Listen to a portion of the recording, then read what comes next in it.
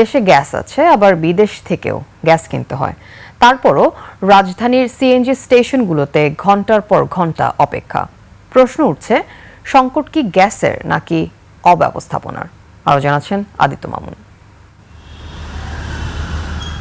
বর্তমানে সিএনজি বিক্রি হচ্ছে প্রতি ঘনমিটার ৪৩ টাকায়, কিন্তু দাম ঠিক থাকলেও মিলছে না গ্যাস।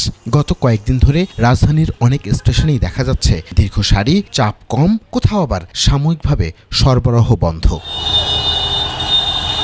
চালকদের অভিযোগ, গ্যাস নিতে ৩ থেকে ৪ ঘন্টা অপেক্ষা করতে হচ্ছে। দিনে যেখানে ১২ থেকে ১৫টি ট্রিপ দিতেন, এখন হচ্ছে তার অর্ধেক। আগে এক গ্যাস দিয়ে ভাড়া মারতাম ৩,০০০-৩২০০ মারতে পারতাম, এখন ফুল ট্যাঙ্কি গ্যাস নিয়ে ২,১৭০০ মারলে শেষ। 280 টাকা বা 300 টাকার গ্যাস মানে দিতে পারবে আর কি। এখন এই গ্যাস দিয়া ধরেন না 1.5 ঘন্টা যাবত চলা যাইব।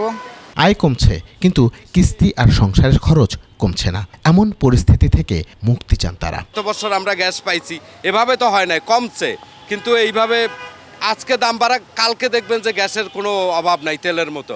আমরা চাই এ থেকে একটা তাড়াতাড়ি পরিত্রাণ দিক সরকার, যে কোনোভাবে একটা ভালো ব্যবস্থা হোক, গ্যাসটা যাতে পাই আমরা তাড়াতাড়ি। এলএনজি সরবরাহ ও প্রযুক্তি জটিলতার কারণে সাময়িক এই সংকট কয়েকদিনের মধ্যেই স্বাভাবিক হবার আশা সংশ্লিষ্টদের। ঘন্টায় আমরা যেখানে 200-300 গাড়ি 300-400 গাড়ি সেল মানে ডেলিভারি দিতে পারতাম, এখন ওই 15 পিএসের যেহেতু নাই, এখন 2-3 পিএসে চলে, সেখানে আমাদের 10-15টা গাড়ি যায়, যার জন্য যে আমাদের দীর্ঘ লাইন। এই সংকট উতরে সরবরাহ স্বাভাবিক হবে নাকি দীর্ঘ লাইনের এই দৃশ্যই হয়ে উঠবে নতুন বাস্তবতা, এটি এখন বড় প্রশ্ন।